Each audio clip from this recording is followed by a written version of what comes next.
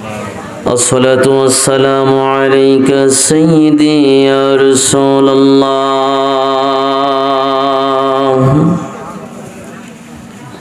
الصلاة والسلام عليك يا حبيب الله الصلاة والسلام عليك يا شافع المذنبين الصلاة والسلام عليك يا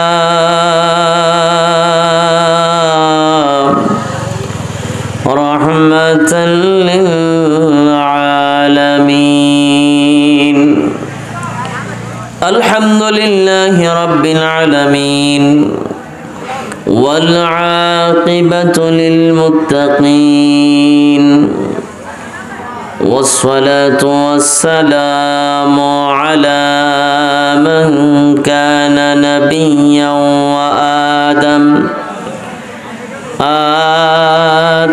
بين الماء والطين وعلى آله وأصحابه وأولياء محبته علماء أهل السنة والجماعة والناس أجمعين أما بعد فقد قال الله تعالى في كلامه المجيد وفي فرقانه الحميد فأعوذ بالله من الشيطان الرجيم بسم الله الرحمن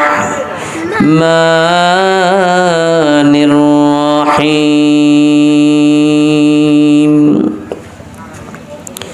الذين آمنوا وكانوا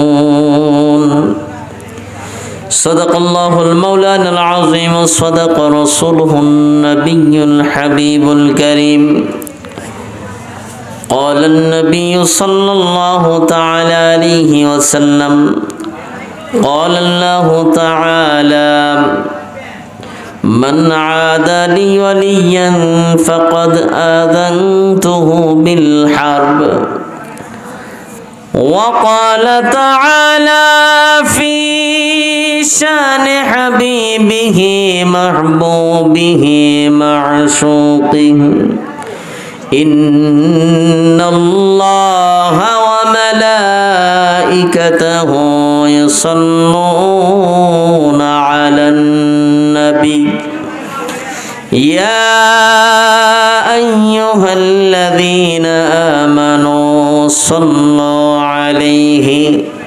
وسلموا تسليما اللهم محبت করেন مولانا وعلى آل سيدنا কবে জানি ডাকাশিবে আমরার এই বাড়ি ঘর ছাড়িতে নাকি চিরজীবন থাকা যাবে? হ্যাঁ, 1000 বছর, 500 বছর, 60 বছরই বেশি, 60 বছরই বেশি। আমার রাসূল বলেন আমার উম্মতের হায়াত এই। নবীজি দুইটা আঙ্গুল মোবারক ধইরা বলছেন আমার উম্মতের হায়াত এই, এতটুকু। অন্যান্য যুগের উম্মতেরা কেউ 500 বছর, কেউ 700 বছর, কেউ 800 বছর, 900 বছর হায়াত পাইছেন। নবীজি বলেন আমার উম্মতের হায়াতটাই। সাহাবীরা বলেন ইয়া রাসূলুল্লাহ, বুঝলাম না, আপনার দুইটা আঙ্গুল মুবারক ধরলেন, মধ্যে একটু ফাঁকা, এত কম আপনার উম্মতের হায়াত, এর দ্বারা আপনি কি বোঝালেন নবীজি? একটু আমাদেরকে বোঝায় বলেন। আমার রাসূল বলে, সাহাবীরা রে, একটা পাখি নিচের ডাল থেকে, এই যে ধরো দুইটা আঙ্গুল মানে দুইটা ডালা, নিচের ডালে যদি পাখিটা বসা থাকে, লাফ দিয়ে উপরের ডালাতে উঠতে যতক্ষণ সময় লাগবে, আমার উম্মত দুনিয়ার জমিনে মাত্র এতটুকু হায়াত নিয়ে দুনিয়ার জমিনে আগমন করেছে। জুড়ে বলি সুবহানাল্লাহ। তাহলে অনেক লম্বা হায়াত না? হায়াতটা অনেক বড় না? আর দুনিয়া ও মাযরাতুল আখিরা, দুনিয়া হলো আখিরাতের শস্য ক্ষেত্র। আপনি যদি জমি আবাদ করতে চান, আপনি যদি জমিনে ফসল ফলাতে চান, আপনি এটার পিছনে যত খাটবেন তত আপনি মজুরি পাবেন, ঠিক কিনা বলেন? যত খাটবেন বিনিময় হিসেবে আপনার পরিশ্রম অনুযায়ী আপনি ফসল পাবেন, ঠিক না? আর যদি আপনি পরিশ্রম সময় মতো না করে অসময়ে করেন, কাজে লাগবে? আজকের মাহফিলে আলহামদুলিল্লাহ যুবক ভাইরা বেশি, অনেকে আছেন বাইরে দিয়ে ঘোরাফেরা করতেছেন। আসলে বাবাজি, মাহফিল যখন চলে, আল্লাহ রসুলের কথা যখন হয়, তখন বাহিরে ঘুরলে আপনি এর ফয়েজ থেকে আপনি বঞ্চিত হবেন। আপনি যখন সামিয়ানার নিচে চলে আসবেন, আপনি যখন আলিম উলামায়ে কেরামের চেহারার দিকে তাকাবেন, কথা শুনবেন, তখন ওই কথাটা আপনার অন্তরের মধ্যে আকর্ষণ করবে, নূর সৃষ্টি করবে, আর ওই কথার নূর দ্বারা আল্লাহ রাব্বুল আলামিন আপনার জীবনকে আলোকিত করে দিতে পারে। আপনি যদি দূরে থাকেন তাহলে নূর পাবেন? আমরা ভাটি এলাকার একজন শায়ের ছিলেন, বড় দার্শনিক, আল্লাহর ওলি, কবি ছিলেন। উনি একটা, যেটা আমরা সাধারণত গান বলে ফেলি আর কি, যে গানগুলা আল্লাহ এবং রসুলের কথা স্মরণ করে দেয়, ওই গানগুলাকে গজল বলা হয়। আরবি শব্দে কি বলা হয়? গজল। আমরা বলি না যে আল্লাহ রসুলের শান গাইলে অথবা নাত পড়লে, হামদ পড়লে, মুর্শিদি পড়লে, এগুলোর আমরা গজল বলি না? গজল শব্দটা উর্দু। এই গজল শব্দ দ্বারা এই শব্দটাকে ব্যবহৃত করা হয় যাতে এই গানটা যেটা, এটা যাতে একটু আলাদা হয়, ব্যতিক্রম হয়, মানুষ যাতে বুঝতে পারে এই গানটা সাধারণ গান। উনি লিখছেন, দূর থাকিলে নূর মিলে না, নূর মিলিবে আদমপুর, কেন রইলি রে এত দূর। দূর থাকলে আপনি নূর পাবেন? আল্লাহ রসুল থেকে যদি দূরে চলে যান, তাইলে কি আল্লাহ রসুলের নূর আপনি পাবেন? আপনার কাছে, আপনার এলাকাতে একজন পীর ও মুর্শিদ আসলেন আপনাকে সহবত দেওয়ার জন্য, এখন আপনি যদি আপনার ঘরে ঘুমায় থাকেন, তাইলে কি আপনি ওনার কাছ থেকে কিছু হাসিল করতে পারবেন? আজকে দূর দূরান্ত থেকে ওলামায়ে কেরাম কষ্ট করে আসছে। আমরা কিন্তু এই কোন শীতের মধ্যেই বাজিতপুর থেকে আসছি, আপনার এই এলাকার মানুষ। তো আপনারা যদি গিয়ে ঘরে ঘুমায় থাকেন, তাইলে আমাদের আশা কি সার্থক হবে?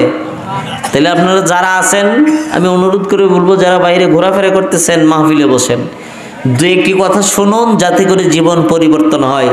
আজকের এই মাহফিলটা হুজুর গৌসে পাক আব্দুল কাদের জিলানী আল গিলানী রাদিয়াল্লাহু তাআলা আনহুকে স্মরণ করে। উনি এমন একজন ওলি, জিনার কাদ মোবারকের মধ্যে আমার নবীজির কদম। জুড়ে বলি সুবহানাল্লাহ।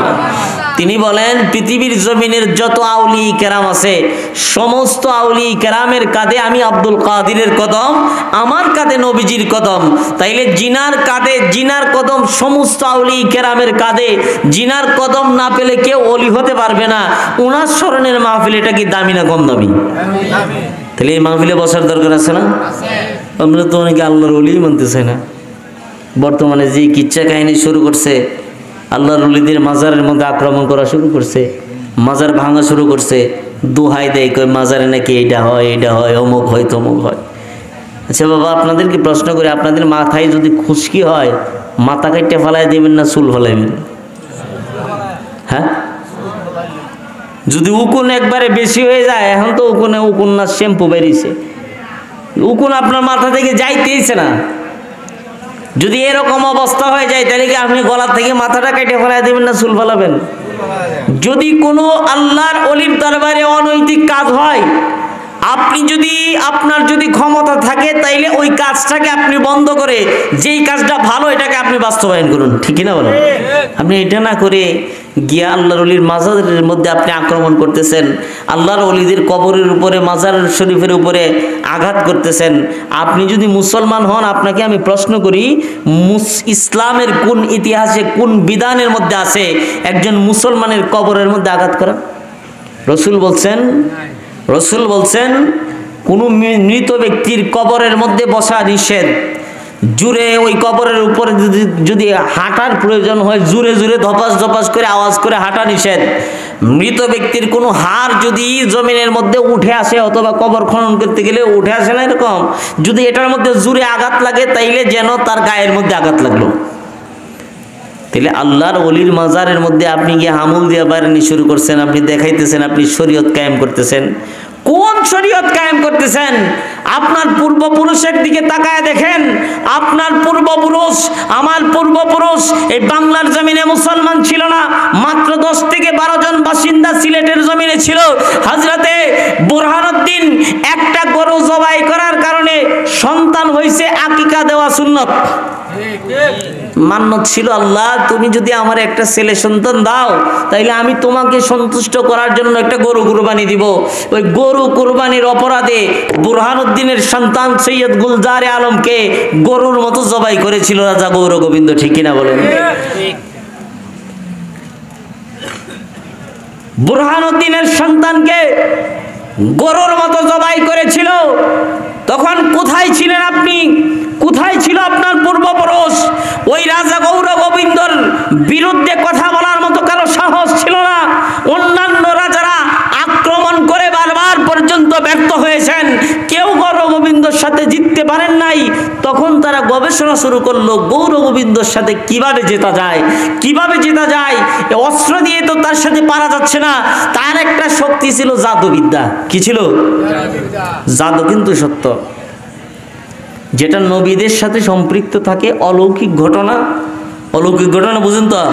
আশ্চর্যজনক ঘটনা যেটা আমরার পক্ষে, সাধারণ মানুষের পক্ষে ঘটনা সম্ভব, এটাকে কয় অলৌকিক ঘটনা। যেটা মানুষ ইচ্ছে করলে ঘটাতে পারে না, যেটা নবীদের মাধ্যমে ওই অলৌকিক ঘটনাটা প্রকাশিত হয় ওটাকে বলে মুজিজা। কি বলে? ওইটাকে বলে মুজিজা। যখন ওলি আল্লাহর সাথে এটা সম্পৃক্ত হয় তখন এটার নাম হয় কারামত। এটার নাম কি? কারামত।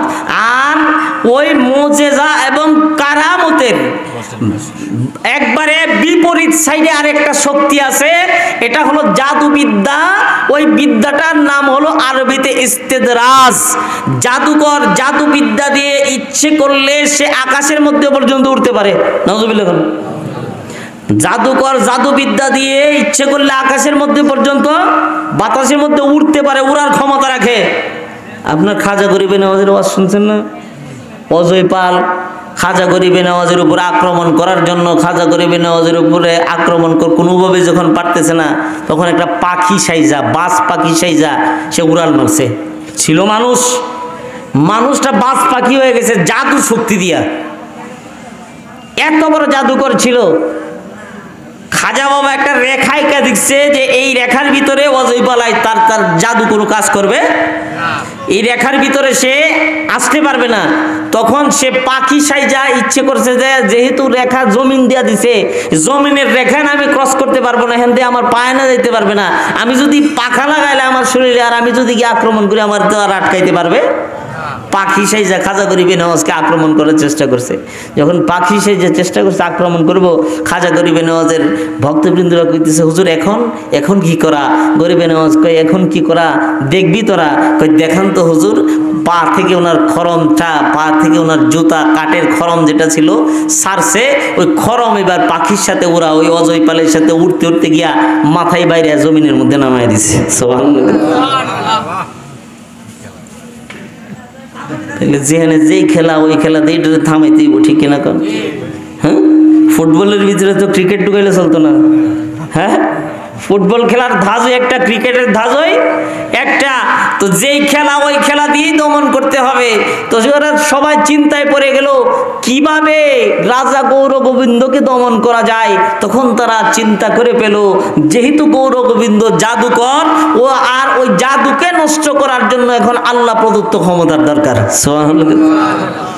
আল্লাহ প্রদত্ত ক্ষমতা এমন এক ক্ষমতা যেখানে দুনিয়ার জাদু ফেল, ঠিক না গণ? হযরত মুসা আলাইহিস সালামের হাতে একটা লাঠি ছিল, এটা আপনারা জানেননি? মুসা আলাইহিস সালামের হাতে একটা লাঠি থাকতো সবসময়, এটা নবুয়তের মুজিজার লাঠি। এই লাঠিটা উনি জমিনের মধ্যে ছেড়ে দিলে সাপ হয়ে যেত। সুবহানাল্লাহ। এই লাঠি দিয়া পাথরে আঘাত করলে পাথর থেকে পানি বের হতো। এই লাঠি দিয়া নীল দরিয়ার মধ্যে আঘাত করার কারণে আল্লাহ রাব্বুল আলামিন রাস্তা বানিয়ে দিয়েছিলেন। সুবহানাল্লাহ। আমার ওয়াজটা একটু বুঝতে সময় লাগবে, সময় দিতে হবে। যদি এদিক সেদিক ঘোরাফেরা করেন আর কয়েকটা শুনলেন কথা, কয়েকটা শুনবেন না, তাইলে আপনি আমার ওয়াজ বুঝবেন না। আমার ওয়াজটা একটা ক্লাসের মতো। তা আমার ওয়াজটা বুঝতে গেলে একটু সময় দিতে হবে। আমি আপনাদেরকে যে মূল বিষয়টা বোঝাতে চাচ্ছি, আল্লাহ রাব্বুল আলামিন পৃথিবীর জমিনে, এটা সবাই আগায় বসেন, একটু জিকির করেন আল্লাহ আল্লাহ আল্লাহ আল্লাহ আল্লাহ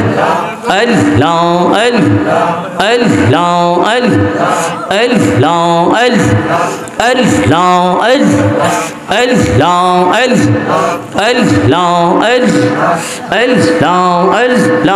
আল্লাহ বেজো দরদ সোনার মদিনায় গো সময় যায়, পড় দরদ নবী মুস্তাফায় মসনা আল্লাহ আল্লাহ আল্লাহ আল্লাহ যখন ছিলেন একা, নাহি ছিলেন কোন সখা, তখন আল্লাহ প্রকাশিতে চায়।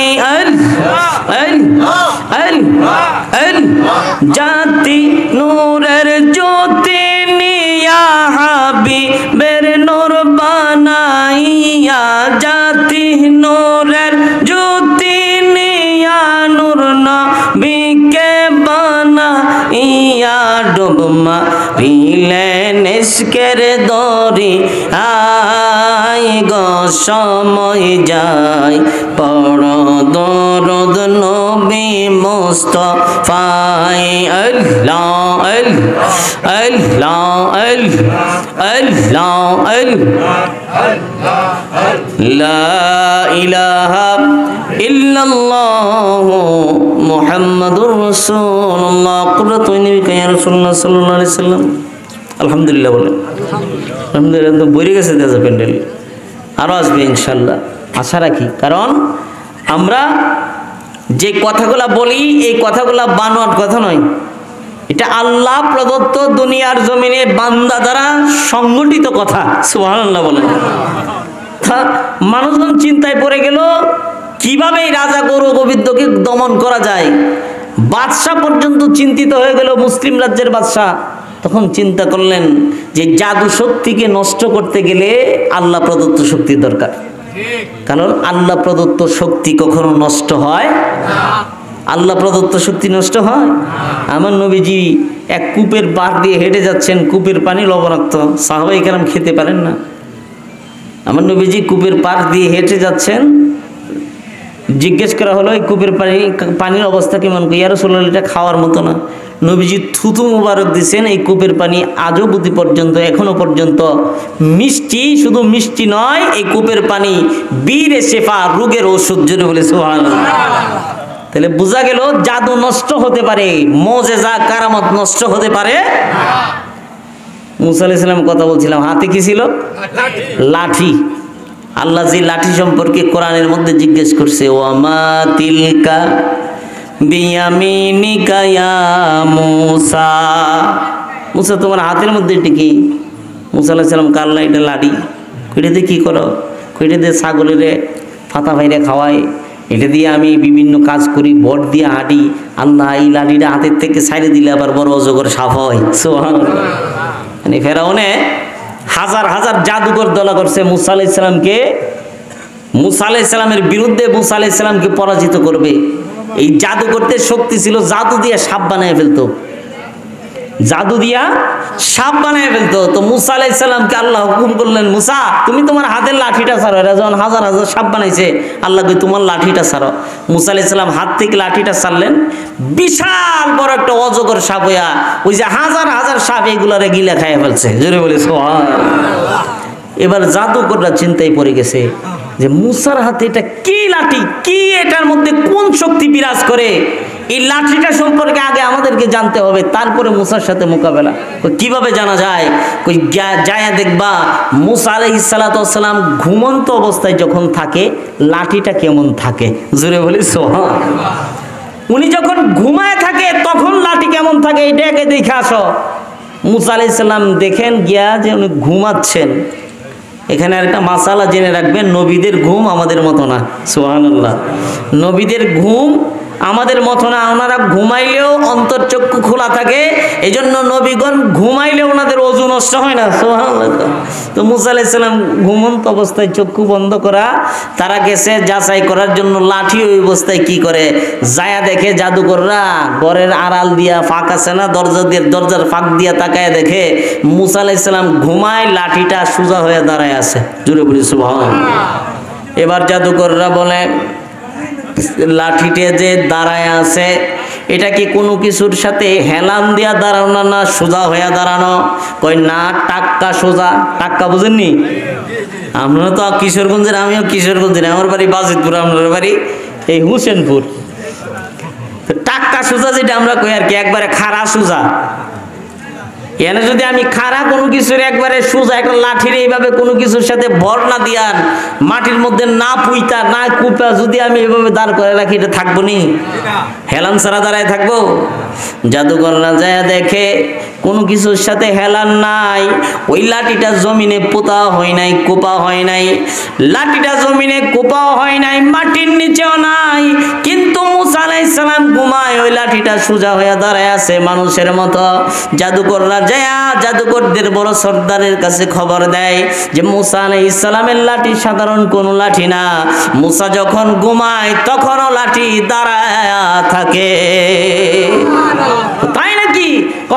সেই অবস্থায় দেখছি ধরা ছাড়া ওই লাঠিটা দাঁড়ায় আছে। তখন ওই জাদুকররা বলতেছে, খোদার কসম করে বলি, যে ঘটনা আমাদেরকে শোনাইছো, মানুষ ধরা ব্যতীত, মাটিতে পুঁতা ব্যতীত একটা মরা লাঠি যদি জমিনের উপরে দাঁড়ায় থাকতে পারে, ওই লাঠির ক্ষমতার সাথে আমাদের জাদুবিদ্যা কোলাবে না। জোরে বলেছো। আজকে আমরা ইসলাম পাইছি, মুসলমান বাপদাদের কাছ থেকে দেখছি মাথায় টুপি পরা, পাগড়ি পরা, পাঞ্জাবি পরা, দেখে আমরা পইরা আমরা বলতেছি আমরা মুসলমান। কিন্তু কার মাধ্যমে, কিসের মাধ্যমে, কিভাবে মুসলমান হলাম, এই জিনিসটা কখনো যাচাই করি? আমরারও দোষ আছে, আমরারও দোষ আছে। আমরা যারা তরিকতপন্থী, মাজার মানি, আল্লাহর ওলিদেরকে মানি, আমরা কি দোষ জানেন? আমরা মাজারে যাই ঠিক কথা, দেখার লাইগা, কিছু বোঝার লাইগা আমরা মাজারে যাই দেখার জন্য। উরসে যায় গরু কয়টা জবাই হয়েছে, আমরা আল্লাহর ওলির দরবারে যাই গানের মজমা কয়টা আছে। আমরা মাজারে যাই, কিছু লোক আছে কোন জায়গায় গাঞ্জা খাওয়া হয় এটা দেখার জন্য। আমরা মাজারে যাই আল্লাহর ওলির দরবারে কোন জায়গায় কি হচ্ছে এটা দেখার জন্য, বুঝার জন্য না। যদি বুঝার জন্য যাইতাম তাইলে একবার সিলেট গেলে শাহজালাল ইয়ামানি মুজাদ্দিদের দরবারের সিঁড়িতে উঠতে উঠতে চিন্তা করতাম, আমি জিনার দরবারে উঠতেছি, উনি কিন্তু সাধারণ কোনো মানুষ নয়, উনি আল্লাহর ওলি। কেমনে আল্লাহর ওলি হলেন? নিজের জন্মভূমি, মাতৃভূমি, নিজের জায়গা জমি, ঘর বাড়ি, আত্মীয় স্বজন সব ফেলে রেখে মানুষকে আল্লাহর রাস্তায় নেওয়ার জন্য দেশ থেকে দেশান্তর হয়ে শুয়ে আছেন। জুড়ে বলেছে আল্লাহকে খুশি করার জন্য, মানুষকে আল্লাহর পক্ষ থেকে সঠিক পথ দেখানোর জন্য দেশ থেকে দেশান্তর হওয়া আল্লাহর ওলিদের সুন্নত। আল্লাহর সন্তুষ্টির জন্য দুনিয়ার সব লোভ ত্যাগ করা আল্লাহর ওলিদের সুন্নত। আল্লাহকে সন্তুষ্ট করার জন্য, আল্লাহকে খুশি করার জন্য দুনিয়ার মোহ মায়া, আত্মীয় স্বজনের মায়া মহব্বত ত্যাগ করা আল্লাহর ওলিদের শিক্ষা। এগুলা আমরা তো গিয়ে এখানে চিন্তা করি না। আমরা চিন্তা করি মাজারে আইসি দেহি কয়টা পাগল আছে, মাজারে আইসি দেহি কেডা কি খাইতেছে, মাজারে আইসি উপরে গেলাম একটু দোয়া পড়লাম, মিলাদ পড়লাম, কিন্তু ওই শিক্ষাটা অন্তরে ধারণ করলাম। পীর সাহেবের দরবারে যাই গেলে বছরে খাসি গরু জব হইতেছে, মাহফিল হইতেছে, ওয়াজ হইতেছে, খালি এক কান্দে শুনতেছে আরেক কান্দে বাইর করে দিতেছি। ওয়াজ শূন্য বিরিয়ানি খায়া এসে কইছে এইবার বাজানের দরবারে বিরিয়ানিটা হইছে গো ফার্স্ট ক্লাস। কিন্তু বাজান যে ওয়াজের মধ্যে আলেম ওলামারে দাওয়াত কইরা নিজে নসিহত কইরা কি বললো, সারা বছরের কর্মসূচি মুরিদরে কি দিল, মুরিদের এইটার কোন খবর। আমরা যাই গরু কয়টা হয়েছে, জব হয়েছে এটা দেখার জন্য, নিজের পরিবর্তন করার জন্য নয়। আমরা যদি ওলি আল্লাহর দরবারে এই নিয়তে যাইতাম যে আল্লাহর ওলির দরবারে যাচ্ছি, উনি যেইভাবে আল্লাহ পর্যন্ত পৌঁছেছেন ওই শিক্ষাটা নিয়ে আমিও আল্লাহ পর্যন্ত পৌঁছতে চাই, তাইলে আমাদের জিন্দগিতে পরিবর্তন হইতো কি হইতো না। কিন্তু এই খেয়ালে কয়জন যায় গরু খায় পরে যাই, এই খেয়াল অন্তরের মধ্যে ধারণ করে না। যদি ধারণ করে আসতো, ধারণ করে নিয়ে আসতো, তাহলে 1 বছর 2 বছর 3 বছর 4 বছর 5 বছরের ভিতরে দেখতেন ইসলামের পঞ্চমেনা তার মধ্যে দাখিল প্রবেশ হইতো। দেখতেন 5 বছরের মধ্যে তার গোটা আপাদ মস্তক মাথা থেকে পা পর্যন্ত ইসলাম দ্বারা সে সুসজ্জিত করত, ইমান দ্বারা সুসজ্জিত করতো। ঠিক কিনা বলেন? তাহলে আমাদের এমন হওয়ার দরকার আছে না নাই? নাকি ওয়াজ শুনলাম আর হুজুর পড়লো, আমরা শুনলাম, শুই না সুবহানাল্লাহ তো অনেকে কইতাম চাই না, কোন জায়গা সুবহানাল্লাহ কোন ভিডিও বুঝি না, হুজুর এর কই দিল আপনারা কোন সুবহানাল্লাহ, এরপরে আর কইব সুবহানাল্লাহ। এর আগে আর ওনার হুশ নাই যে কোন সুবহানাল্লাহ আর কোন নাউজুবিল্লাহ কোন লাগবো। কিন্তু সারা জীবন ওয়াজ শুনতে শুনতে আমরা মুরব্বি হয়ে গেছি গা। এই জন্য আর শুনলে হবে না, এখন শিখার সময়। কিসের সময়? শিখার দরকার আছে না নাই? এই জিনিসগুলো শিক্ষা আমাদেরকে ধারণ করতে হবে। আপনি যদি না শিখেন জবাব দিবেন কোত্থেকে? না শিখলে জবাব দেওয়া যায়? গাউসে পাকের আমলে, গাউসে পাকের যেহেতু ওয়াজ, ওনার কথাটা আনলে একটু ফয়েজ বরকত আসবে আমাদের অন্তরের মধ্যে।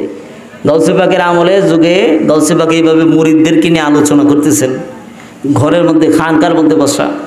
গাউসে পাক যখন খানকায় বসা, হুট করে উনি মুরিদদেরকে বলতেছেন, বাবারা তোমরা একটু বসো, আমি কিছু সময়ের জন্য আসতেছি। সুবহানাল্লাহ। এই কথা বলে উনি মুরিদদের মধ্য থেকে চলে গেলেন, যায় এক বাজারে উপস্থিত। বাজারের মধ্যে এক চার স্টলের মধ্যে বৈশা একজন মুসলমান আর একজন খ্রিস্টান, দুইজন ধর্ম নিয়ে যুদ্ধ লাগছে, তর্কাতর্কি। খ্রিস্টান বলতেছে আমাদের ধর্ম শ্রেষ্ঠ, খ্রিস্টীয় ধর্ম। খ্রিস্টান বলতেছে আমাদের নবী শ্রেষ্ঠ, ঈসা আলাইহিস সালাম। আর মুসলমান বলতেছে আমাদের নবী শ্রেষ্ঠ, আমাদের নবী আখিরি নবী, খাতামুন নবী, ওনার পরে কোনো নবী নাই।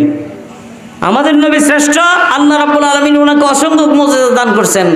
তখন ওই খ্রিস্টান ব্যক্তিটা বলতেছে, তোমরা যে তোমাদের নবী নিয়ে এত বাহাদুরি করো, ঈসা আলাইহিস সালাম তো মরা মানুষেরা জিন্দা করছে, তোমরা নবী কি মরারে জিন্দা করছে? এবার আপনাদেরকে আমি প্রশ্ন করতেছি, আপনারা তো ওয়াজ শুনছেন, অনেক মুরব্বী এখানে আমার চেয়ে বয়সে বড় মুরব্বী বাবাজিরা আছেন, আপনারা বলেন তো আমার নবী কি মরা মানুষরে জিন্দা করছে? সবাই কয় না। তাহলে সবাই, অনেকে জানেন অনেকে জানেন না। তাহলে এটা জানানো দরকার, আমার নবী মরারে খালি জিন্দা করছে না, আমার নবী মরা পাথরের কালেমা পড়াইছে। আওয়াজ হয় না? এরা জোরে বলেন সুবহানাল্লাহ। আবু জাহেল একদিন হাতের মধ্যে পাথর নিয়ে আসছে, পাথর নিয়ে আইসা মুষ্টির মধ্যে বলতেছে, মুঠের মধ্যে পাথর নিয়ে, মোহাম্মদ তুমি তো আমার ভাতিজা, তুমি তো নিজের নবী দাবি করো, তো যিনারা নবী হয় ওনারা গায়েবের খবর দিতে পারে। সুবহানাল্লাহ। আবু জাহেলের বিশ্বাস, যিনারা নবী হয় ওনারা গায়েবের খবর দিতে, অদৃশ্যের খবর দিতে পারে। আবু জাহেল বিশ্বাস করে। কিন্তু বর্তমান জামানায় আমাদের মতো কিছু পাগড়িওয়ালা মৌলবী, আমার তো দাড়ি দুড়ি কম দেখবেন, এত বড় দাড়ি দেখতে বুজুর্গি ভাব, কই নবী গায়েব জানে না। নাউজুবিল্লাহ কইতেন না? আবু জাহেলের বিশ্বাস নবী হলে গায়েবের খবর দিতে পারবে, আর হ্যাঁ কই নবী গায়েব জানে না। কি জানে নবী? নবী গায়েব জানে কি জানে না প্রমাণ আবু জাহেল থেকে না,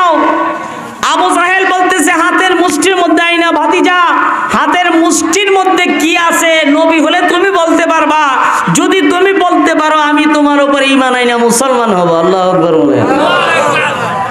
আমার নবী কয় চাচা, ও চাচা, হাতের মুষ্টির মধ্যে কি নিয়ে আসছেন এটা আমি তো দেখি নাই।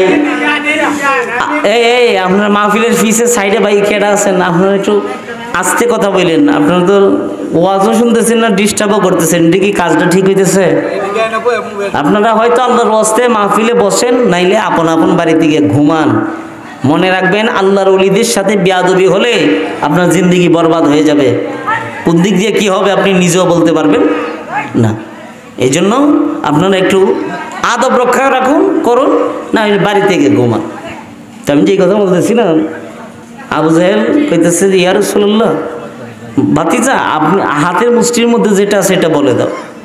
রসুল কয় চাচা, হাতের মুষ্টির মধ্যে কি নিয়ে আসছেন এটা তো আমি দেখি নাই, আর আপনার হাতের মুষ্টির মধ্যে যেটা নিয়ে আসছেন ওইটাও আমারে দেখে। আমি যদি এখানে পকেট থেকে হাত বাইর করছি, বাইর করে এখানে কি আছে আপনারা বলতে পারবেন? তাহলে এটা কি জাহের না গায়েব? এটা কি দেখা যায় নাকি দেখা যায় না? যেটা দেখা যায় না এটা অদৃশ্য, যেটা দেখা যায় না এটা অদৃশ্য। আর এই অদৃশ্যের খবর দেনেওয়ালা হলো নবী। নবী যেটা দেখা যায় না ওটার খবরও জানতেন, যেটা দেখা যায় এটার হাকিকতও জানতেন। সুবহানাল্লাহ বলেন। আমার নবী কয় চাচা, আপনি বলছেন হাতে কি আছে, যদি আমি বলে দিতে পারি তাইলে আপনি ইমানদার হবেন। এ চাচা, আপনারে আমি বলি, আমি আপনার হাতের মধ্যে কি আছে ওই জিনিসটা আমি না বললে, আমি না বইলা আপনার হাতের জিনিসটা যদি বইলা দেয়, আমি রসুলকে আপনি মানবেননি। বুঝছেন না? তাহলে আওয়াজ হয়েছে না তো, জোরে বলেন। ও চাচা, হাতের মধ্যে কি আছে ওইটা আমি বলবো না, আমার বলার দরকার নাই। আমি বলবো না, শুধু আপনার হাতের মধ্যে কি আছে ওই জিনিসটা যদি আপনার আমার পক্ষে সাক্ষী দেয়, আমি কে বইলা দেয়, আপনি আমারে মানবেননি। এই কথা যখন বললেন, বলার সঙ্গে সঙ্গে আবু জাহেল কয় ভাতিজা, তাইলে তো অনেক ভালো হবে, কারণ আমার হাতের মধ্যে যেটা এই জিনিসটা তো কথা বলতে পারে না। আবু জাহেলের বিশ্বাস, হাতের মধ্যে যেটা নিয়ে আসছে এটার তো কোনো আওয়াজ নাই, এটার তো কোনো জবান নাই। আমি মরা মরা পাথর টুকায় আনছি, পাথর জিন্দেগিতে কথা বলে না। তাইলে আজকে আমার ভাতিজা আমার কাছে আটকা যাবে। আজকে আমি মক্কার মানুষদেরকে বলে দেব, মুহাম্মদ সাল্লাল্লাহু আলাইহি ওয়াসাল্লাম তিনি মিথ্যা নবীর দাবিদার, তিনি অদৃশ্যের খবর বলতে পারেন নাই। এই সংবাদটা আমি ভালোভাবে পৌঁছে দেব। সুতরাং আজকে যেহেতু আমার সুযোগ দিছে, আমি সুযোগটা গ্রহণ করি। এই কথা বলে আবু জাহেল বলে, ভাতিজা তাইলে বলো হাতের মধ্যে যেটা আছে ওইটা তোমার পক্ষে কথা বলার জন্য। আমার নবী যখন আবু জাহেলের হাতের দিকে নজর দিল, নজর দেওয়ার সাথে সাথে হাতের ভিতর থেকে আওয়াজ আসে, আশহাদু আল্লা ইলাহা ইল্লাল্লাহু ওয়াহদাহু লা শারীকা লাহু ওয়া আশহাদু আন্না মুহাম্মাদান আবদুহু ওয়া রাসূলুহু। হাতের ভিতর থেকে পাথরে কালেমা পড়ে। আরে পাথরে কালেমা পড়ে দুশ্মনেরই হাতেতে, উস্তুনে হান্নানা কান্দে দয়াল নবীর বিরহে। ওয়াজ করলাম বাইরে যাবো, শুনতে রাজি আছেন নি? নবীজি যে হেলান দিয়া, যে কাঠটার মধ্যে নবীজি মিম্বর বানানোর আগে হেলান দিয়া খুতবা দিতেন, ওই কাঠটা সাহাবায়ে কেরাম জিজ্ঞেস করতেছি, ইয়া রাসূলুল্লাহ এখন তো দরকার নাই এটার, এটা আমরা কি করব? আমার নবীজি বললো, এটা মসজিদে নববীর ভিতরে মেহরাবের ভিতরে দাফন করে দাও। কাঠটা যখন দাফন করার কথা শুনছে, হাও মাও করে মানুষের মতো কান্না শুরু করছে।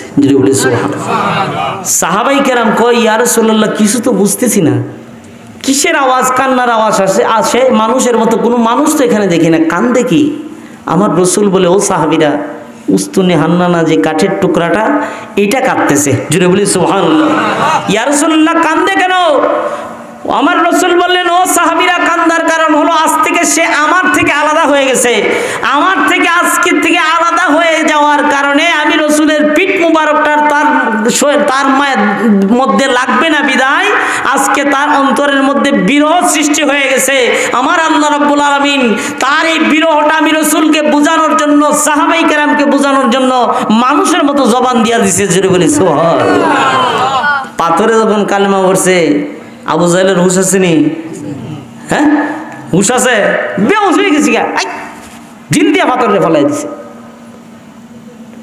আবু জাহেলের বিশ্বাস ছিল হাতের মধ্যে পাথর নিয়ে আসছি, পাথরের কোনো জবান নাই, যার জবান নাই সে রাসূলের পক্ষে কথা বলতে পারবে না। ইয়া রাসূলুল্লাহ, তাইলে আপনাকে জিজ্ঞেস করি, ওই পাথর তো আমরাও জানি জবান নাই, এটার মধ্যে জবান আসলো কিভাবে? রাসূল বলেন, যখন আমি রাসূলের ইজ্জত নিয়ে কেউ ছিনিমিনি খেলতে চায়, আল্লাহ রাব্বুল আলামিন বেজবানকে জবান দিয়ে রাসূলের পক্ষে কথা বলায়। জোরে বলিস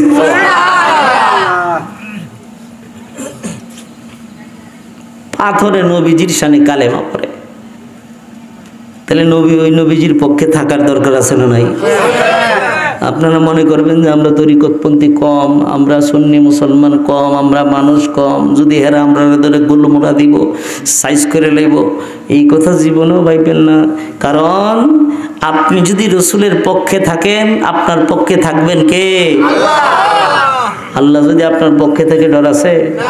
শাহজালাল বাবা কতজন লইয়েছেন বাংলাদেশ? 360 জন মাত্র। আর হেরার হাজার হাজার লক্ষ লক্ষ সৈনিক, তরবারিদারি, জাদুঘর, এইগুলারে ব্যবহার করা লাগে নাই তো। আইতাছি ওয়াজে আস্তে আস্তে, সবাই শুনবেন তো ইনশাল্লাহ। আবু জাহেল ঢিল মেরে ফেলাই দিছে। আমার রসুল উম্মতকে ডেকে বলতেছে, উম্মত শিখে নে। ইয়া রাসূলুল্লাহ, এখান থেকে কি শিখবো? আমি বলছি না, ওয়াজ শিখাবো আজকে। আমার রসুল উম্মতকে শিক্ষা দিচ্ছেন, উম্মত শিখে নে।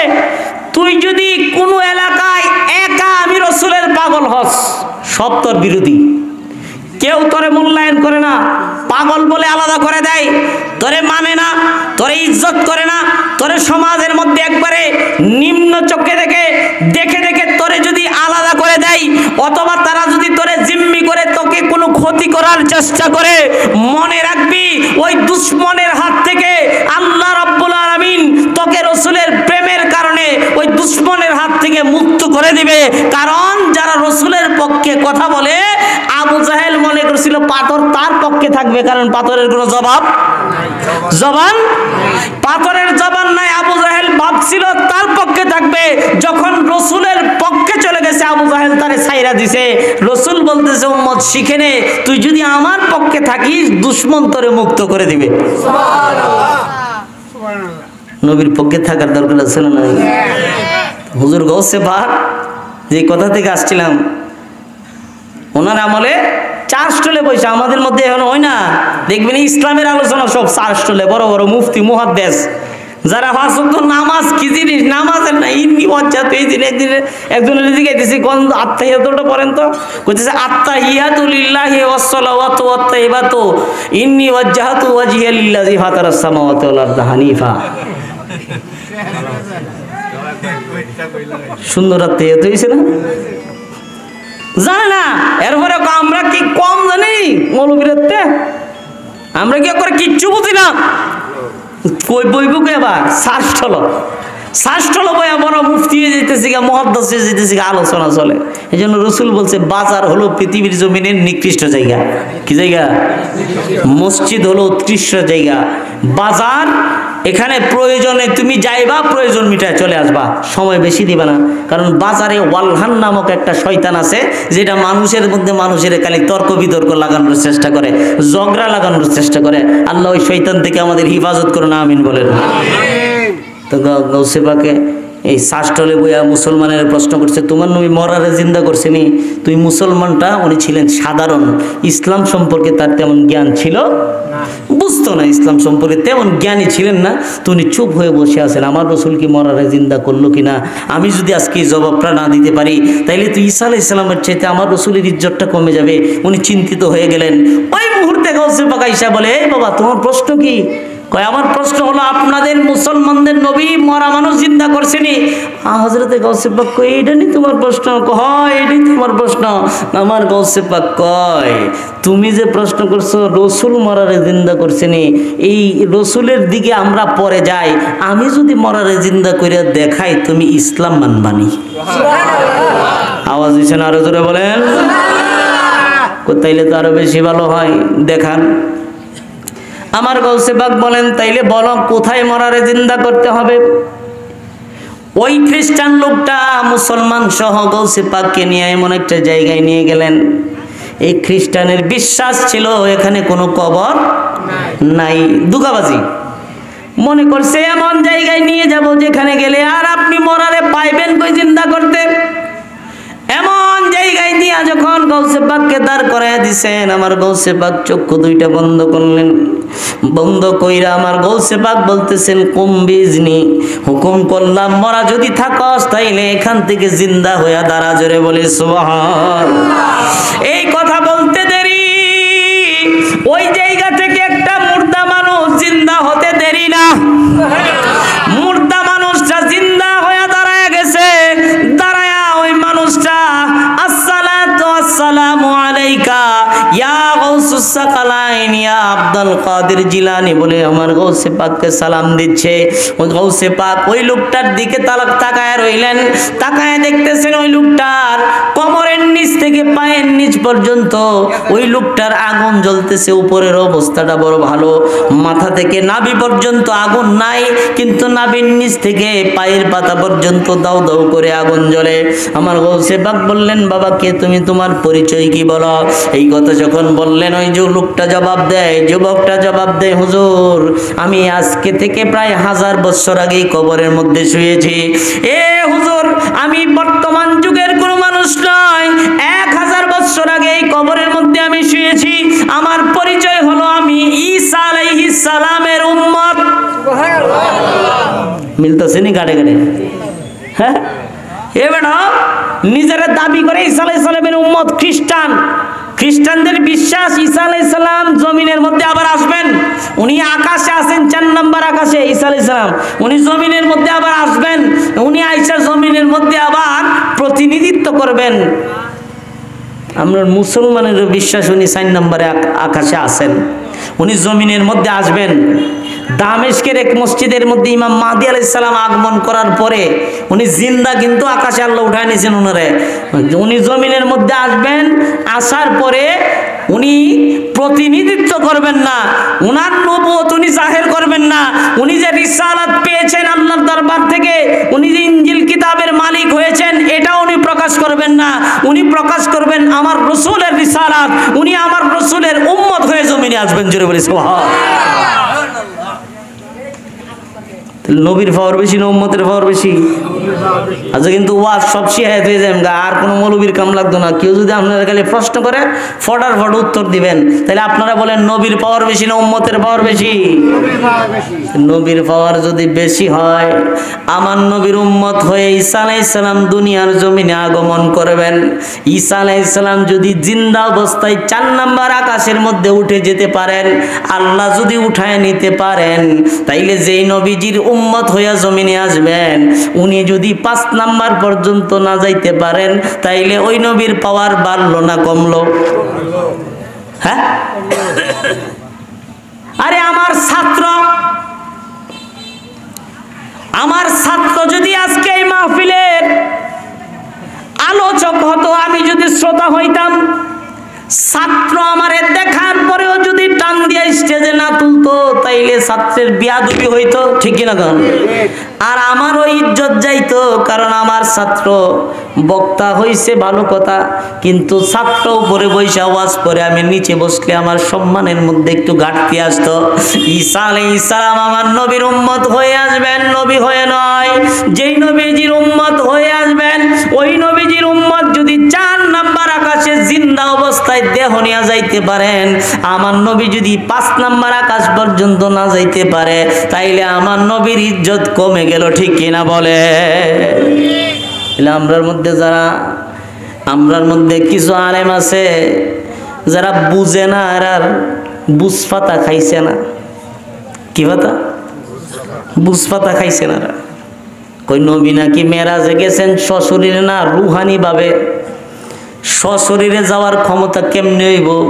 কই সশরীরে মানুষ উপরে যাইতে পারে না। তাইলে আপনাদেরকে জিজ্ঞেস করি, ঈসা আলাইহিস সালাম উনি যে আল্লাহ ওনাকে বানাইছেন, 4 নাম্বার আকাশে ওনাকে উঠাইছেন, আমার রসুলকে তো আল্লাহ আরো বেশি মহব্বত করেন, ভালোবাসেন। তাইলে আমার রসুলকে ইচ্ছে করলে আল্লাহ 5 নাম্বার আকাশে উঠাইতে পারে কি পারে না? তাইলে ঈসা আলাইহিস সালামকে মানে 4 নাম্বার আকাশে উনি জিন্দা অবস্থায়, জিসমানি অবস্থায়, জান নিয়ে জীবিত অবস্থায় গেছে, এটা তারা অস্বীকার করে না। নবীর বেলায় আমরা যেই নবীর উম্মত জিনার কালেমা পড়েছি, উনার বেলায় যদি কই রসুল 7 নাম্বার আকাশ পাড়ি দিয়া লামাকান গেছে, তোমার কেন চুলকানি হয়? বোঝা গেল তুমি নামে মুসলমান, তুমি প্রকাশে মুসলমান, লেবাসে মুসলমান, তুমি মূলত মুসলমানের লেবাস লাগাইলেও রসুল মানার মুসলমান হইতে পারো। রসুল মানার মুসলমান হইতে গেলে নবীজিকে জানের চাইতে বেশি ভালোবাসতে হবে, ঠিক কিনা বলেন? যে যারে ভালোবাসে সে তার গুণগান গায়, যে যারে ভালোবাসে সে তার শানকে উপরে নিয়ে যায়, ঠিক কিনা বলেন? তাইলে তুমি যদি রসুলের উম্মত হয়ে থাকো, তুমি যদি আমার রসুলকে ভালোবাসো, তুমি যদি আমার রসুলকে মহব্বত করো, যে ঈসা আলাইহিস সালাম উনি উম্মত হয়ে আসবেন, উনি 4 নাম্বার আকাশে গেছে, তুমি মানতে পারো। আমার রসুল 5 নাম্বার পাড়ি দিয়েছে, তোমার মানতে অসুবিধা কেন? বোঝা গেল তোমার মানার মধ্যে সমস্যা আছে, কারণ তুমি মানো রসুলকে রসুল হিসাবে, যদিও বা মানাটা তোমার দেখানো, অন্তরে তুমি রসুল হিসাবে মানতে পারো না। দেখাই না মানা, এই মানা দিয়ে কোনো কাজ হবে না। আমার আল্লাহ রসুলের কত ইজ্জত দিছে। আল্লাহ কই ওয়ারাফা'না লাকা যিকরা, হে রসুল আমি আল্লাহ রাব্বুল আলামিন আপনাকে সমুচ্চ মর্যাদা দান করেছি। জোরে বলি সুবহানাল্লাহ। যেখানে আমি আল্লাহ সেখানে আপনি, ইজা যুকিরতা মাই, যেখানে আমার জিকির হবে সেখানে আপনার নাম স্মরণ হবে। ইয়া রাসূলুল্লাহ জান, কালেমার মধ্যে এমন ভাবে আপনার নাম ফিট করে দিয়েছি, কিয়ামত পর্যন্ত লা ইলাহা ইল্লাল্লাহর তাসবিহ পড়তে পড়তে মুখ দিয়ে ফেনা বের করে ফেললেও যদি একবার মুহাম্মদুর রাসূলুল্লাহ সাল্লাল্লাহু আলাইহি সাল্লাম না পড়ে ঈমানদার হতে পারবে না। রাসূল মানমিয়া আজকে বুঝে যাবেন কে রসুল মানে, আর যারা মানে না তাদেরকে কি জবাব দিতে হবে, শিখার দরকার আছে না নাই? ঈসা আলাইহিস সালাম 4 নম্বর আকাশে গেছে উম্মত হইয়া, এখন আমার নবী তো 5 নম্বর আকাশে যাওয়ার দরকার, ঠিক না? কারণ এর লাগে আল্লাহ রসুলের মেরাজে নিছে, কই নিছে? মেরাজে নিছে, নিয়ে আল্লাহ রাব্বুল আলামিন 4 নম্বর পাড়ি দিয়ে 5 নম্বরে উড়াইছে। 5 নম্বরে উড়ানোর পরে আল্লাহ রাব্বুল আলামিন 6 নম্বরে নিছে, 6 নম্বরে নেওয়ার পরে 7 নম্বরে নিছে না? জান্নাতও নিছে। আল্লাহ জান্নাত পর্যন্ত রসুলের নিছ, ওই তো আর কি দরকার?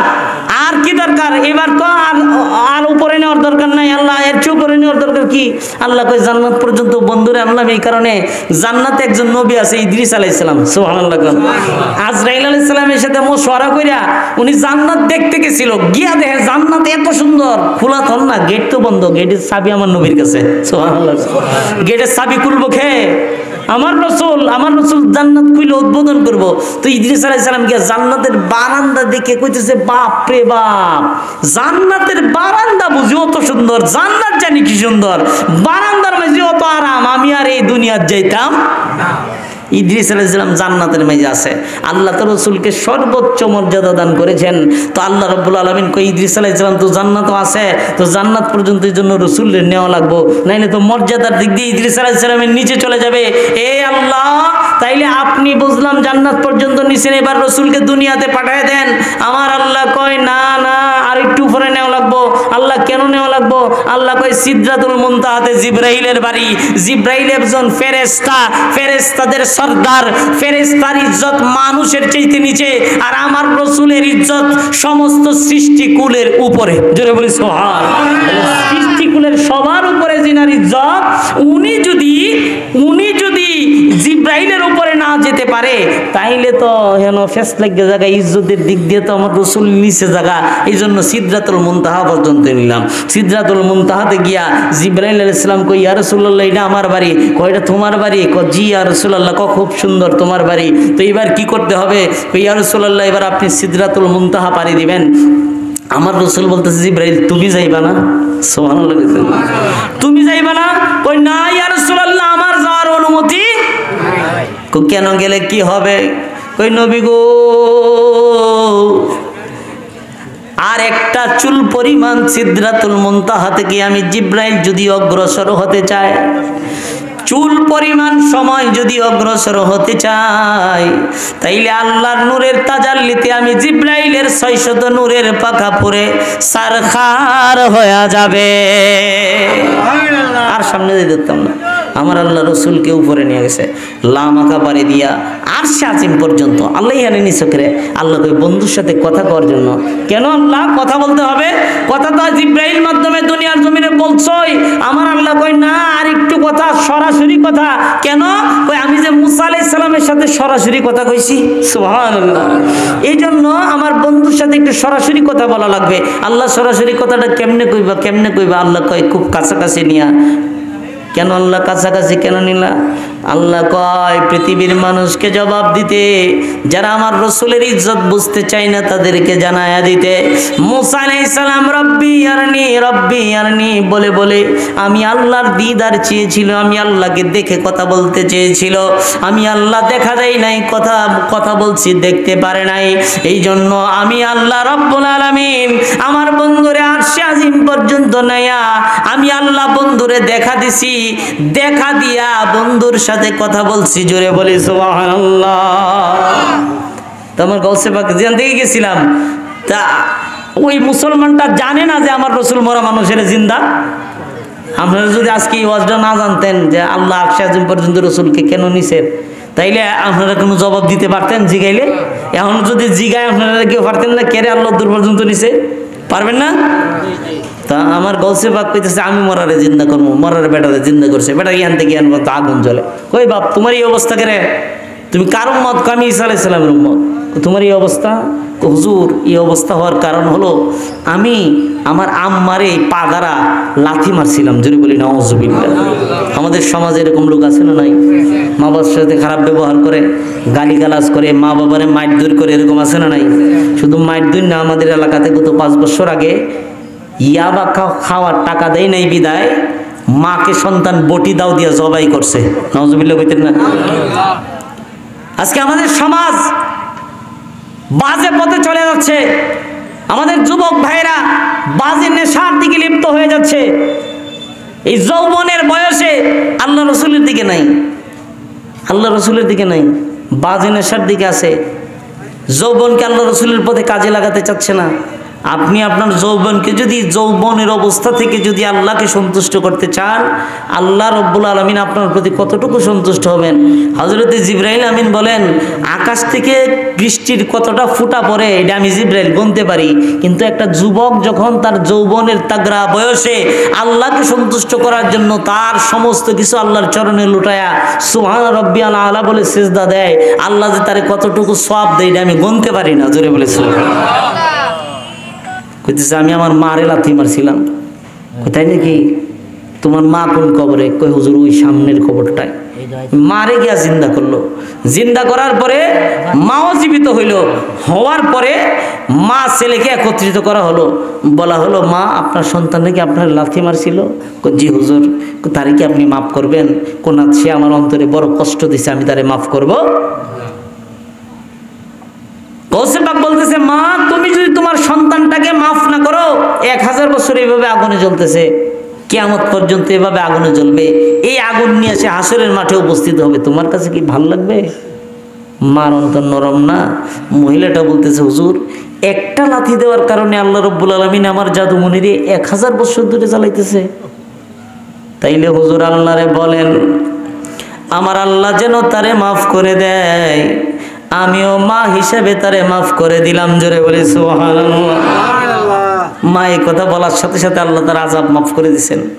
গৌসে পাক দুজনকে কবরস্থ করলেন, ওই খ্রিস্টান অবস্থা থেকে মুসলমান হয়ে গেল। জোরে বলি সুবহানাল্লাহ।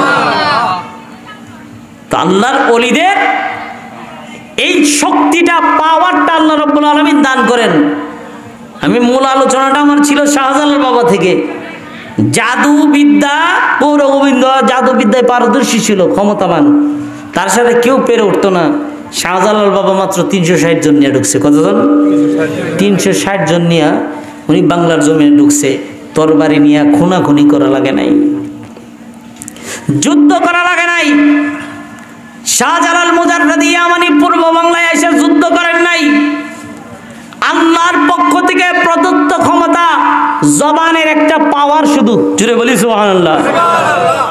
আরে আপনি অনেকে আল্লাহর ওলিদের কাছে অথবা বিশ্বাসের কাছে, হুজুর একটু ফুদে দিন, ফুদে দিন, ফুদে আসতে দিয়ে আবার কয় যে আসতে দিছে, লাগছে না মনে, এরকম চিন্তা করেন। আল্লাহর ওলিরা মনে মনে খেয়াল করলে আল্লাহ এটা কবুল করে নেন। সুবহানাল্লাহ। ওনাদের জবানের এত পাওয়ার, ওনাদের মনে মনে খেয়াল করে জবান থেকে যা বের করবেন আল্লাহ সেটা করে দেবেন। শাহজালাল মুজাররাদি যুদ্ধ করেন নাই তো তরবারি দিয়া, খুনাখুনি করা লাগে নাই, রক্তারক্তি করা লাগে নাই। উনি আয়সা গৌরবিন্দরে একটা পাওয়ার দেখাইছে, আল্লাহ প্রদত্ত ক্ষমতার একটা পাওয়ার দেখাইছে মাত্র। এটা শায়ের সুন্দর করে লিখছে। শাহজালাল মুজাররাদি পূর্ব বাংলায় আসিয়া উচ্চ কণ্ঠে আওয়াজ দিলেন আল্লাহু আকবার বলিয়া, গৌরগোবিন্দ রাজার প্রাসাদ হইয়া গেল খান খান। বুঝতে কঠিন ওলি আল্লাহর শান, ও ভাই মুসলমান বুঝতে কঠিন ওলি আল্লাহর শান। আউলিয়াদের নাই কোনো ভয়, কোরআনের হয় তার প্রমাণ। বুঝতে কঠিন ওলি আল্লাহর শান। বোঝা যায় চাইলে? চাইলে বোঝা যায়।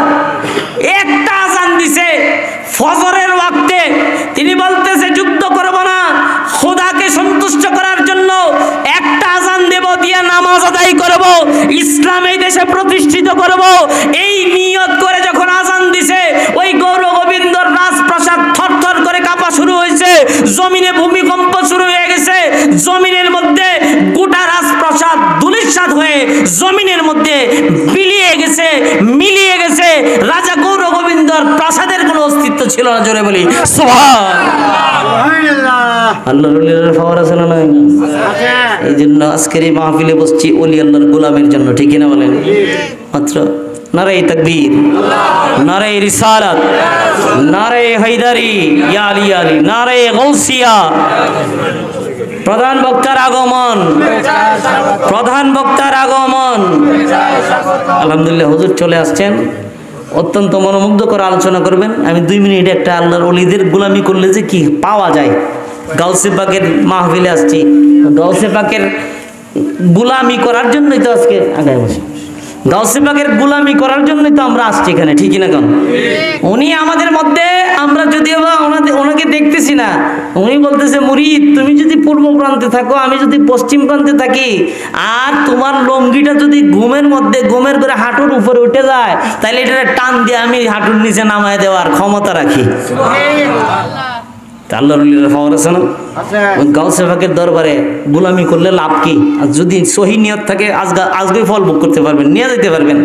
কেমনে পাবেন এটা আপনার চিন্তার ঊর্ধ্বে।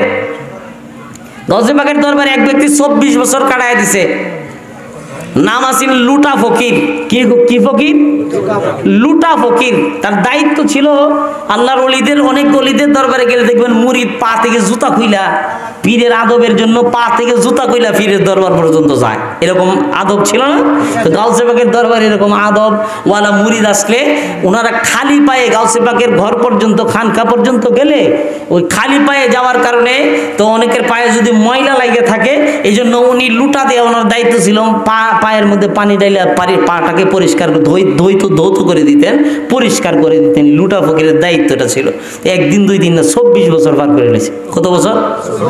24 বছর। 24 বছর পার করার পরে একদিন বেড়ে রাগ উঠে গেছি, অভিমান আর কি। পীর সাহেবের খেদমত করলে মুরিদে কিছু একটা আশা নিয়ে করে না, তো বেটার অভিমান উঠছে।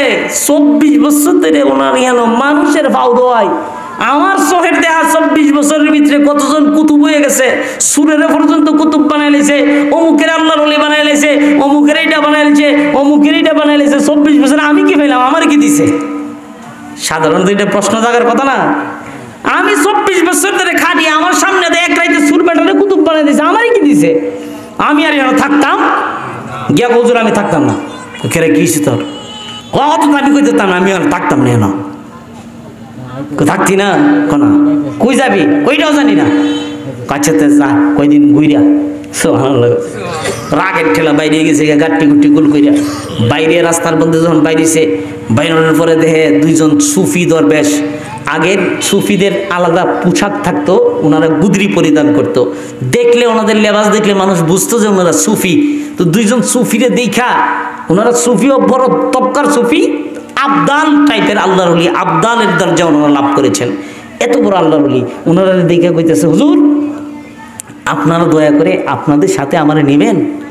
কই না তুমি আমাদের সাথে থাকতারতা না, সুবহানাল্লাহ কইতেন না। কি কোন আপনি 24 বছর ধরে গোলামি করে কাটাই রেখেছি, আর আপনাদের সাথে থাকতারতাম না, ফারুক লয়ে যান। পারতা না তো বাবা, ফারুক একটু নেন না দেখে, যদি না পারি তাহলে খেতায় দিয়ে। 1 দিন 2 দিন 3 দিন লগে গেছে। 3 দিনের ভিতরে যারা সাথে হাঁটতেছে এরা খালি ইবাদত করে, জিকির করে, নামাজ পড়ে, খাওয়া দাওয়া পানাহারের কোনো খবর নাই। জোরে বলি সুবহানাল্লাহ। 3 দিন পরে বেড়ার তো মেজাজ গরম হয়েছে, আটতে আটতে খালি আডে আডে। 3 দিন ধরে খাওয়ানোর কোনো খবর নাই। কি শুরু করছে মনে মনে কইতেছে, হুজুর কি মাইরে নেবে? কি তো হয়েছে? 3 দিন ধরে ঘুরাইতেছেন, কোনো খাওয়ানো দেন না, কিছু নিজের হকান না, আমারও করেন না। কারণটা কি? বাবা 12 বছর ধরে তো আমরা খাই না। কত বছর ধরে? 12 বছর ধরে খাওয়ানোর কোনো খবর নাই, আমরা খাওয়া ছাইড়ে দিছি, খাই না, খাওয়ানোর আমাদের প্রয়োজন হয় না। আমার তো খাওয়ান লাগবো, আমার তো খিদা, তোমার খিদা। তা আমরা তো বলছিলাম এই জন্য তুমি আমার সাথে থাকতাম না। কোন আপনার সাথে থাকতে খুব ভালো লাগে, আমরা আপনার সঙ্গ ছাড়বো না, আমার খাওয়ানোর ব্যবস্থা করে দেন। তো একজনে যাই নামাজ বিছাইছে, আল্লাহর ওলি 2 রাকাত নামাজ পড়ছে, সেজদায় গিয়া কি জানি কইছে, যাই নামাজ উল্টাইছে, উল্টানোর পরে দেখা যায় একটা গরম রুটি তরতাজা, ওই গরম রুটিটা দেও বাবা খাও। তো গরম রুটিটা নিয়ে উনি খাইছে, পেট ঠান্ডা হয়েছে, পানি খাইছে, খাওয়ার পরে আবার হাঁটা শুরু করছে। হাঁটতে হাঁটতে আবার 3 দিন গেছি গা।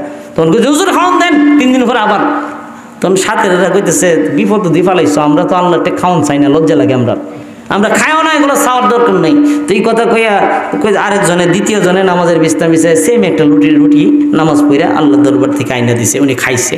খাওয়ার পরে আবার 3 দিন যাওয়ার পরে কই হুজুর খাওয়ান দেন। তখন তিনি বলতেছে, ওনারা বলতেছে যে আমরা তোমার জন্য বারবার আল্লাহর কাছে খাবার চাইতে পারবো, এবার তোমার খাওয়ান তুমি চাই আলো। এই কথা যখন বলছে, উনি যাই নামাজ বিছাইছে, বিছায়া উনি নামাজ আদায় করছে। নামাজ আদায় কইরা উনি এবার মুনাজাত ধরছে। মুনাজাত ধরার পরে এবার উনি যাই নামাজটা উঠাইছেন। আগে ওনারা হাত পাতলে আসতো একটা, উনি যখন হাত পাচ্ছেন আল্লাহর দরবারে দোয়া করছেন, রুটি আসছে 2টা। জোরে কইতেন না সুবহানাল্লাহ। তখন ওই আল্লাহর ওলিরা আশ্চর্য হয়ে বলতেছে, কি করলা তুমি, কি করছো, দোয়াতে কি বলছো আমাদেরকে বলো। তিনি বলতেছেন আপনারা কি বলে দোয়া করছেন আগে এটা বলেন। ওই লোকটা বলতেছে যে না আগে তুমি বলো তুমি কি দিয়া দোয়া করছো। তখন ওই যে যিনি 2টা রুটি পাইছেন গাউসে পাকের দরবারে লুটা ফকির, উনি কইতেছে আমি তো তেমন কিছু কইছি না। কি কইছ? আমি নামাজ পড়ে কইছি আল্লাহ তোমার এই 2জন নেক বান্দা যার উসিলা দিয়া তোমার দরবার থেকে আমার রুটি আইনা দিছে খাওয়ার জন্য, তার উসিলায় আমারে খাওয়ান দেও। জোরে বলে সুবহানাল্লাহ। এই কথা কইতে আল্লাহ আমারে 2টা রুটি দিছে, এবার আপনারা বলুন কার উসিলা দিছেন। তখন ওই লোকেরা বলতেছে আমরা তো বিশেষ কোনো ব্যক্তির, আমরা দোয়াতে ওনার উসিলা বিশেষ কোনো ব্যক্তির উসিলা দেই নাই যে তোমার কাছে নাম প্রকাশ করব, তবে আমরা একজন লোকের নাম জানি যিনি গাউসে পাকের দরবারে মানুষকে পা ধোয়া দেয়, ওনার নাম লুটা ফকির। শুনছি আল্লাহ ওনাকে বড় মর্যাদা দান করেছেন। তোমার যখন খাওয়ানোর প্রয়োজন ছিল তখন আমরা যাই নামাজ বিছায়া আল্লাহর কাছে বলছি আল্লাহ ওই লুটা ফকিরের উসিলা এই ব্যক্তিটাকে একটা রুটি দাও। তখন আল্লাহ রাব্বুল আলামিন তোমাকে রুটি দিছে। ওই লোকটা মাথায় হাত দিয়া বলে হাই রে আমি কি করলাম, এত বড় বড় 2জন আবদাল আমার নামের উসিলা দিয়ে আল্লাহর দরবার থেকে আমারই খাবার ব্যবস্থা করে আল্লাহ আমাকে এত বড় তকওয়া দান করেছে আমার হুজুরের গোলামি করার জন্য, আমি বুঝি ওই গোলামি ছেড়ে চলে আসলাম। এই কথা বলে সঙ্গে সঙ্গে উনি দৌড় দিয়ে গাউসে পাকের দরবারে উপস্থিত হয়ে আবার গোলামিতে লিপ্ত হয়ে গেলেন। জোরে বলে সুবহানাল্লাহ। আমরা এখানে গোলামির জন্য আসছি না? আমরা আজকে যারা আসছি গাউসে পাকের গোলাম, আমরা কি গোলাম? গোলামির জন্য আসছি। আল্লাহ রাব্বুল আলামিন সেই গাউসে পাকের ফয়েজ ও বরকত দ্বারা আমাদের অন্তরকে নূর দ্বারা আলোকিত করুন। সকলে পড়ি আমিন। ওয়া আখির দাওয়ানা আলহামদুলিল্লাহি রাব্বিল আলামিন।